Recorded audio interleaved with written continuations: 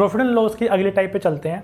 हमने अभी तक प्रॉफिट लॉस में एलिगेशन के क्वेश्चन किए थे जहाँ पे हम लोग सीपी पे एलिगेशन लगाते थे और हमारा रिजल्टेंट सीपी आता था और यहाँ से हमारी जो रेशियो निकलती थी वो क्वांटिटी की निकलती थी, क्वांटिटी 1 रेशियो क्वांटिटी 2 की। लेकिन आज हम क्या करेंगे, हम लोग प्रॉफिट पे एलिगेशन लगाएंगे, वहाँ से एक प्रॉफिट आएगा नया और उसकी रेशियो निकाल लेंगे यहाँ पे, या फिर हम लोग लॉस में एलिगेशन लगाएंगे और वहाँ से एक लॉस आएगा और यहाँ पे अभी रेशियो के बाद में करते हैं यहाँ रेशियो किसकी आएगी। तीसरा यहाँ पे या तो यहाँ पे प्रॉफिट और लॉस होगा, कोई एक होगा। अगर यहाँ प्रॉफिट है तो यहाँ लॉस होगा, यहाँ लॉस है तो यहाँ प्रॉफिट होगा, कोई एक होगा दोनों में से। यहाँ पे दोनों अलग अलग होंगे, ये या प्रॉफिट ये लॉस, ये प्रॉफिट, और रिजल्टेंट मेरा प्रॉफिट और लॉस कोई एक आएगा। यहाँ से एक मेरी रेशियो निकल के आती है। तो मैंने आपको बेसिक में बताया था एलिगेशन की कि प्रॉफिट या लॉस के एलिगेशन से हमारे पास सीपी की रेशियो आती है, लेकिन एक्चुअल में वो रेशियो सीपी के नहीं होती। वो रेशियो आपकी, सीपी को मैं प्राइस बोल रहा हूँ, वो आपकी प्राइस इंटू क्वांटिटी की रेशियो होती है। वो आपकी प्राइस इंटू क्वांटिटी की रेशियो आती है यहाँ से। अगर आपकी क्वांटिटी दोनों साइड इक्वल है, क्वांटिटी आपकी दोनों साइड इक्वल है, तो यहाँ से वो कॉस्ट प्राइस की रेशियो आ जाती है आपकी। अगर यहाँ से आपका प्राइस सीपी दोनों साइड इक्वल होगा तो आपकी क्वांटिटी की रेशियो आ जाएगी। मतलब कि प्रॉफिट और लॉस में एलिगेशन लगाने से सीपी और क्वांटिटी दोनों की रेशियो हमें मिल जाती है। ठीक है, इसके बेस पे क्वेश्चन करते हैं हम आज। सेम यहाँ पे रहेगा आपका, मतलब या तो क्वांटिटी की रेशियो आएगी या सीपी की रेशियो आएगी।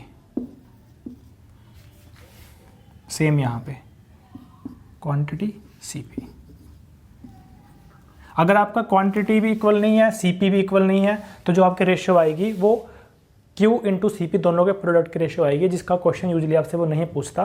क्वेश्चन आपको या तो सीपी या क्वांटिटी के रेशियो पे पूछता है। क्वेश्चन करते हैं इसके बेस पे। इसको रीड करो, उसने क्या बोला है। राजू के पास बाउल्स हैं 40, उसने कुछ को सोल्ड किया 15% प्रॉफिट पे और कुछ को 5% लॉस पे।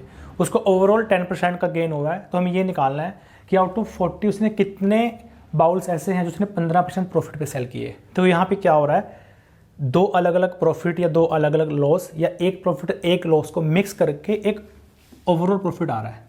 एक प्रॉफिट वो है, एक लॉस ये है और ये ओवरऑल आपका आ रहा है। जब दो चीज़ों को मिक्स करके तीसरी चीज़ बनती है, वहाँ पे हम लगाते हैं एलिगेशन।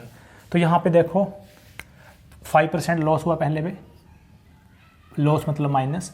दूसरे पे एक पे 15% प्रॉफिट हुआ है प्लस, और उसको ओवरऑल गेन हुआ है कितने का, +10 का। ये करना है आपको बस, आगे हो गया। बड़े में से छोटा माइनस कर दो, 5, 15, 1:3 में आ गया। मतलब जो प्रॉफिट वाली चीज़ थी वो 3 थी आउट ऑफ 4, 3 और 1 4 में से जो 3 पार्ट हैं आपके किसके होंगे, 15% वाले के होंगे। तो टोटल कितना है मेरे पास, 4 की वैल्यू 40 दे रखी है, 4 की वैल्यू 40 है, तो 3 की वैल्यू कितनी होगी, 30 मेरा आंसर आ गया। अगर मुझसे लॉस वाले पूछ ले वो, तो 1 की वैल्यू, 4 की अगर 40 है तो 1 की 10 मेरा आंसर आ जाएगा। ठीक है, यहाँ पे एक चीज़ याद रखो आप, जब भी वो प्रॉफिट और लॉस दोनों मिक्स करके देगा आपको यहाँ प्लस माइनस लगाने पड़ेंगे। अगर वो दोनों प्रॉफिट हैं तो ये भी प्रॉफिट आएगा, क्योंकि तीनों प्लस में रहेंगे आपके। अगर ये भी आपका लॉस है, ये भी लॉस है, तो माइनस में रहेंगे तीनों आपके। लेकिन एक बात याद रखना, ये वाली चीज़ और तीनों प्लस वाली चीज़ दोनों बराबर होती हैं। इससे क्या बात पता चलती है कि जब भी आपसे वो लॉस पूछे तीनों, तो तीनों माइनस हटा दो। कि मैंने आपको पहले बताया था कि इन 3 नंबरों को मैं किसी भी नंबर से मल्टीप्लाई, किसी भी नंबर से डिवाइड कर सकता हूँ। अगर मैं इन तीनों को -1 से मल्टीप्लाई करूँगा तो तीनों प्लस बन जाएंगे मेरे, ये तो वहाँ पे मेरा प्लस आ जाएगा। तो यहाँ से समरी क्या निकलती है कि जब भी आपको प्रॉफिट में एलिगेशन लगाना है आप प्लस माइनस मत लगाओ, जब भी आपको लॉस में एलिगेशन लगाना है तब भी आपको प्लस माइनस नहीं लगाना। आप चाहो तो माइनस लगा सकते हो, आपका आंसर सेम आएगा। लेकिन इस वाले केस में आपको प्लस माइनस लगाने ही पड़ेंगे जब आप प्रॉफिट और लॉस दोनों इकट्ठा करते हो। ठीक है, इस पर एक और क्वेश्चन करते हैं, आगे चलते हैं इसमें। इसको ट्राई करो। अभी देखो क्या बोल रहा है आपको वो कि 2100 रुपये में उसने 2 बाइक्स आपकी बेच दी और टोटल प्रॉफिट 5% उसको हो गया। अगर एक का लॉस 3%, दूसरे का प्रॉफिट 7%, तो दोनों की सीपी निकालनी है। तो यहाँ पे मैं फिर से वही करता हूँ, एक पे 3% का लॉस है मेरे पास, दूसरे पे प्रॉफिट है 7% का, और ओवरऑल मेरे पास प्रॉफिट कितना है, 5% का। ओवरऑल प्रॉफिट 5% का है, तो यहाँ से मैं निकाल लूँगा 7 में से 5 गया 2, 5 और 3 8, तो ये मेरा 1:4 आ गया। टोटल मेरा कितना है 5 की वैल्यू कितनी है 2100, नहीं वो गलत हो गया क्योंकि CP है ये आपका 5। देखो पिछले क्वेश्चन में ये हमारी क्वांटिटी की रेशियो आई थी, क्यों आई थी? क्योंकि पिछले क्वेश्चन अगर आप दोबारा से इसको प्ले करके देखोगे या आपने इसको नोटिस किया होगा, ये जो आपका आया था ये क्वांटिटी का रेशियो इसलिए आया था क्योंकि पिछले क्वेश्चन में आपका दोनों का CP सेम था। जो बाउल्स थे आपके, हर बाउल का CP सेम था, तो CP अगर सेम होगा तो क्वांटिटी की रेशियो आएगी। इस क्वेश्चन में क्या हो रहा है, दोनों तरफ क्वांटिटी बराबर है, ये भी एक बाइक की बात हो रही है, ये भी एक बाइक की बात हो रही है, दोनों तरफ अगर क्वांटिटी बराबर है तो CP की रेशियो आएगी। मैंने आपको स्टार्टिंग में बोला था, अगर ये आपकी क्वांटिटी की रेशियो आएगी अगर आपका CP बराबर होगा, जो पहले क्वेश्चन था आपका। इस वाले क्वेश्चन में आपकी क्वांटिटी दोनों तरफ बराबर है 1 1, तो यहाँ CP की रेशियो आएगी। तो ये आपका 5 क्या है CP, इस 5 की वैल्यू, ये आपका SP था 2100 आपका क्या था SP था, जिसपे आपका 5% प्रॉफिट लग रहा था। तो आपका CP कितना आएगा, CP आपका आएगा 2000, क्योंकि 2000 का 5% 100 होता है, तो उसका 100 में ऐड करना 2100 आएगा। तो CP की वैल्यू 2000 है, 5 की वैल्यू आपकी 2000 है। 5 की अगर 2000 है तो 1 की वैल्यू कितनी है 400, 1 की अगर 400 है तो ये आपका 400 आ गया, ये आपका 1600 आ गया, ये आपका आंसर आ गया दोनों का। ये हम अगले टाइप पे बढ़ते हैं आगे, प्रॉफिट लॉस में। यहाँ पे क्या होगा, आपकी चेन बनेगी, A ने B को, B ने C को, C ने D को कुछ सेल किया, कुछ प्रॉफिट या लॉस दिया होगा इंडिविजुअली, तो हमें किसी एक की वैल्यू दी होगी, बाकी की निकालनी है। देखो इसको हम करेंगे रेशियो से हैंडल। कैसे? A ने बाईसाइकिल B को बेच दिया 20% प्रॉफिट पे। 20% का मतलब क्या होता है 1/5, प्रॉफिट होगा तो कितना होगा 6/5। मतलब हम यहाँ पे CP/SP के रेशियो से करेंगे इसको। उसने 20% 1/5 होता है, तो मतलब कि 6/5 हो गया आपका SP/CP।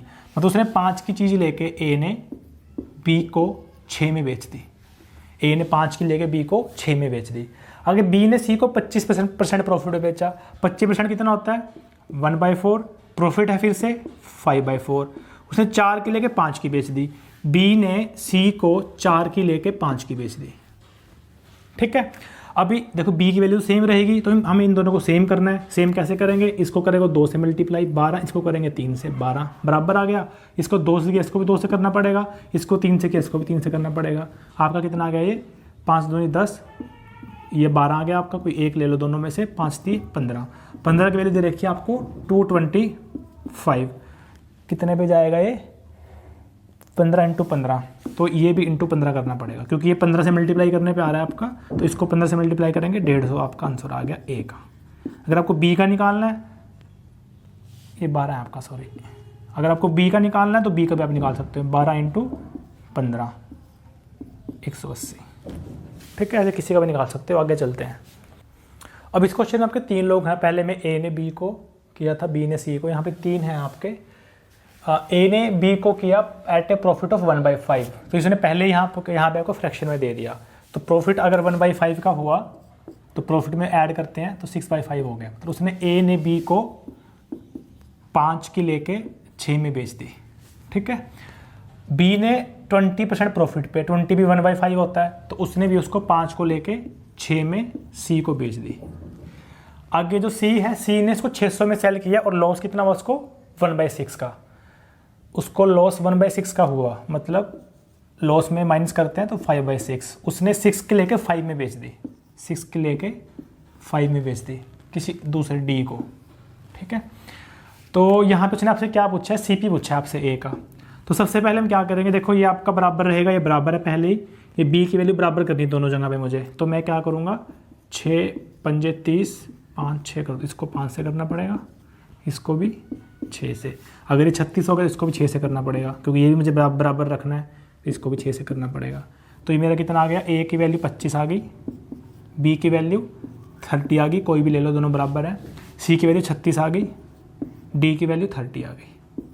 उसने जो 600 रुपये आपको वैल्यू दी है वो C का CP ने C का SP है, जितने में C ने बेचा है। तो ये C का CP है, ये C का SP है, तो SP इसकी वैल्यू कितनी मेरे पास 600। कितने से मल्टीप्लाई करूँ उसको मैं 20 से, तब जाके 600 आएगा। तो मुझे इसकी वैल्यू निकालनी है, इसको भी मुझे 20 से करना पड़ेगा, 500 मेरा आंसर आ गया। ये सेम क्वेश्चन आप खुद से ट्राई करो उसको। देखो यहाँ पे 3 लोग हैं A B C, A B C. 25% profit है 1/4, तो 4 की लेके उसने 5 में सेल की। अगले वाली कितनी है आपकी 10% लॉस पे उसने की, मतलब उसने 10 में लेके 9 में सेल की, क्योंकि 10% लॉस आपका 1/10 होगा, तो लॉस में माइनस करेंगे 9/10, 10 की लेके 9 में।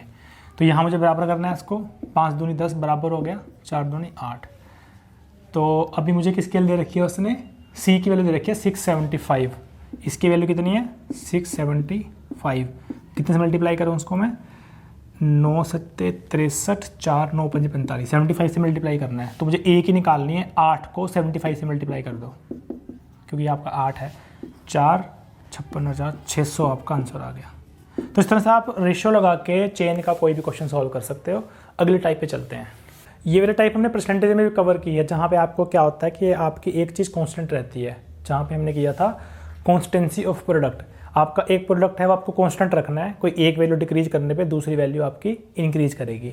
तो यहाँ पे आपको सबसे पहले ये फाइंड करना है कि कौन सी चीज़ ऐसी है जो आपकी कांस्टेंट है। यहाँ पे ये आपकी जो वैल्यू है ये पहले भी 240 है, उसके पास पहले भी 240 रुपये थे और बाद में 240 रुपये थे। तो यहाँ पे अमाउंट का फॉर्मूला क्या होता है, price into quantity equal to amount, price into quantity equal to 240। ये आपका दोनों बार सेम है। पहला आपका ये कंडीशन थी कि कोई प्राइस था, कोई क्वांटिटी थी और आपके पास 240 रुपये थे।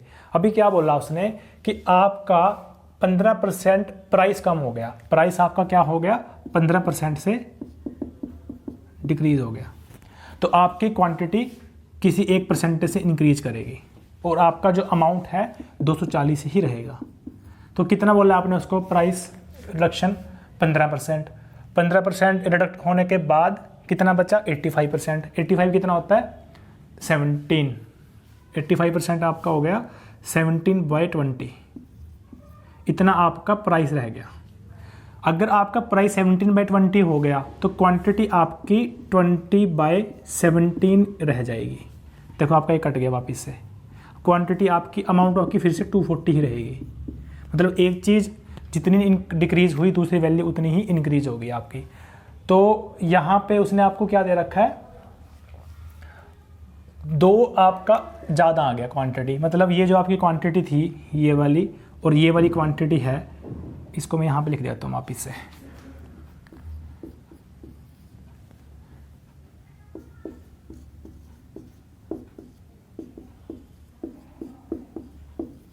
इनका जो डिफरेंस है आपका वो कितना है 3/17। इसकी वैल्यू कितनी है आपके पास 2 और आपको इसकी निकालनी है, आपको इसकी निकालनी है। 3/17 अगर आपके पास 2 है तो एक की वैल्यू कितनी आएगी 34/3 और आपको 20/17 की निकालनी है, तो इंटू 20/17 कर दो, ये आपका बन गया 40/3। तो इसकी वैल्यू आपकी कितनी आ गई 40/3 आ गई और अमाउंट आपको पता है 240 है। देखो यहाँ से आपकी इसकी वैल्यू कितनी आ गई 40/3, ये आपको पता ही है। तो यहाँ से आपको प्राइस निकाल लो नए वाला, कैसे आएगा नया प्राइस आपका 240/40/3, ये आपका बन गया 240 इंटू 3 डिवाइड बाई 40, ये 4 से 4, 4 से 24, 6 3 18 आपका आंसर आ गया। मैं आपको फिर से बता देता हूँ क्या किया मैंने इसमें। प्राइस इंटू क्वांटिटी एक अमाउंट था, उसके बाद प्राइस आपका किसी फैक्टर से डिक्रीज हुआ, उतने ही फैक्टर से आपका क्वांटिटी इंक्रीज करेगा। क्यों? क्योंकि आपकी अमाउंट कांस्टेंट है यहाँ पर 240। तो मैंने यहाँ पे लिखा इसको प्राइस इंटू क्वांटिटी, प्राइस बढ़ के डिक्रीज होकर 85% रह गया, तो ये 20/17 फैक्टर से बढ़ जाएगा ताकि ये कैंसिल हो जाए और वापस से पी इंटू की आ जाए, क्योंकि आपकी वैल्यू सेम है दोनों जगह पे। तो यहाँ से आपका मैंने डिफरेंस पता है मुझे कितना है, दोनों का डिफरेंस है 3/17 जिसकी वैल्यू है 2 किलो। अगर 3/17 की वैल्यू 2 किलो है, वहाँ से एक की वैल्यू निकलेगी और एक की वैल्यू से आगे वैल्यू निकलेगी 20/17 की। जब इसकी वैल्यू मेरे पास आ गई क्वांटिटी की नए वाली की, ये जो मेरी क्वांटिटी नया प्राइस नया क्वांटिटी नई क्वांटिटी आ गई, इसको 240 से डिवाइड करेंगे तो नया प्राइस आएगा। इस पर मैं एक क्वेश्चन और लिखता हूँ आपका, वो खुद ट्राई करो, ट्राई करो उसको, सीधा करो उसको, पूरा नहीं लिखना। इंक्रीज हुआ 20% का, मतलब कि आपका प्राइस इनटू क्वांटिटी, अमाउंट कितनी है आपकी 40, या आपका 40 रहेगा कांस्टेंट, ठीक है। प्राइस आपका बढ़ गया 20% से, प्राइस आपका कितना हो गया 6/5 हो गया। तो क्वांटिटी आपकी कितनी हो जाएगी 5/6 हो जाएगी। पहले आपकी क्वांटिटी क्यू थी, अभी 5/6 क्यू है। इन दोनों का डिफरेंस कितना है 5/6 में से 1 में से 5/6 गया 1/6। इस 1/6 की वैल्यू कितनी है आपके पास 4। 1/6 की वैल्यू 4 है।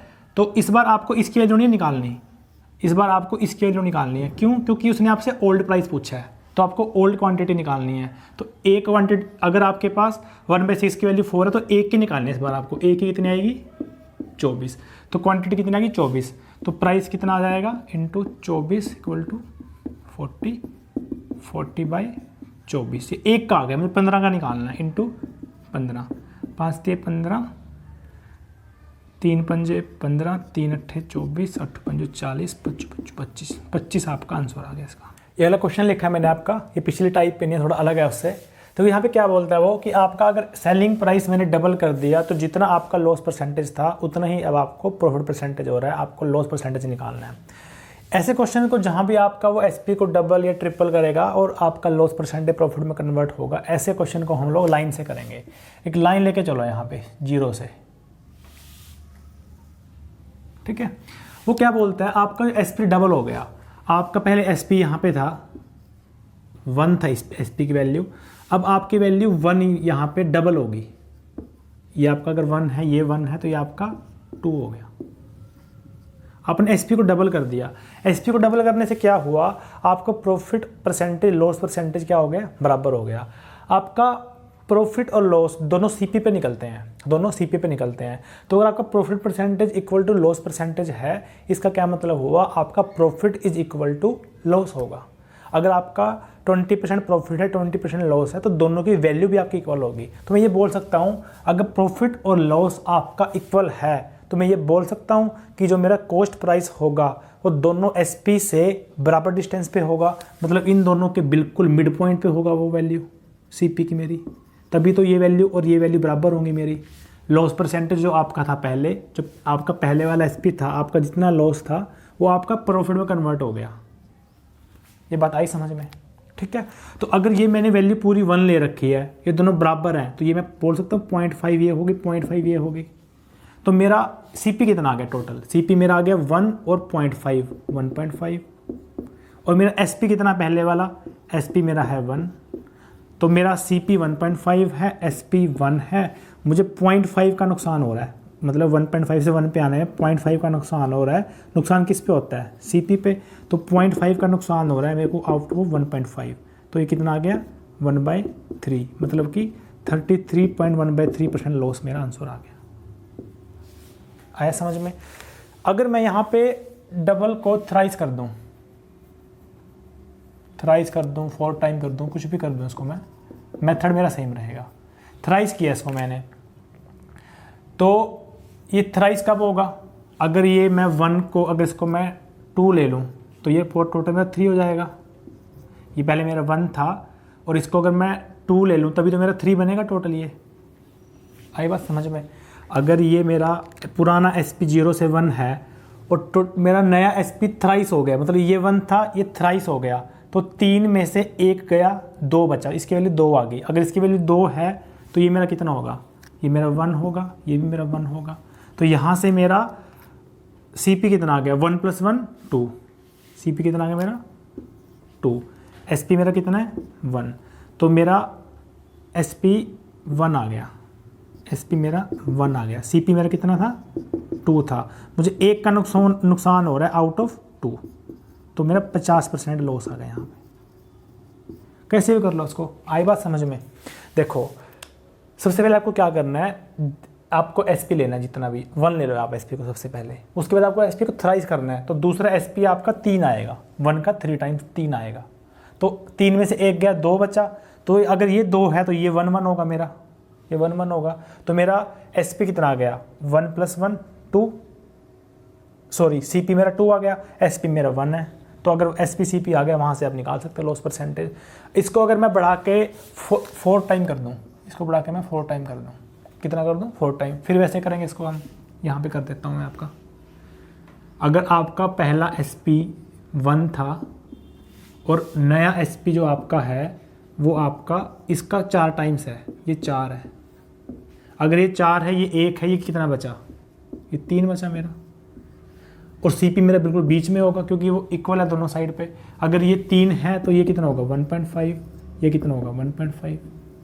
तो मेरा SP तो मेरा 1 है, वो तो हमेशा ही 1 रहेगा, हर केस में मैंने उसको 1 लिया, वो तो हमेशा कांस्टेंट 1 रहेगा। CP मेरा चेंज हो जाएगा, CP मेरा कितना आएगा 1, और ये मेरा CP था 1 और 1.5 कितना आ गया 2.5। तो नुकसान मुझे कितना हो रहा है 1.5 का।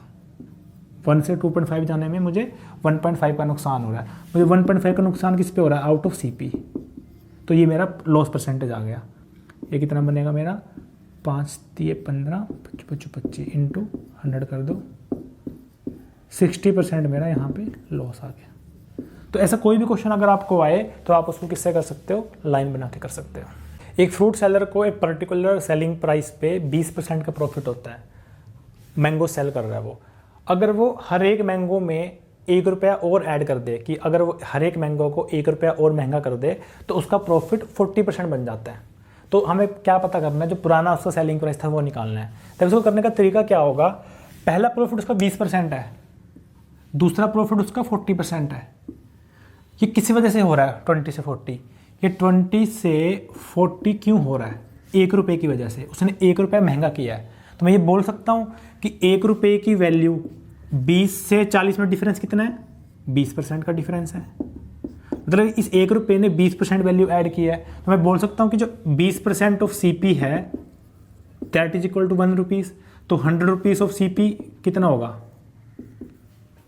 5 रुपीज़।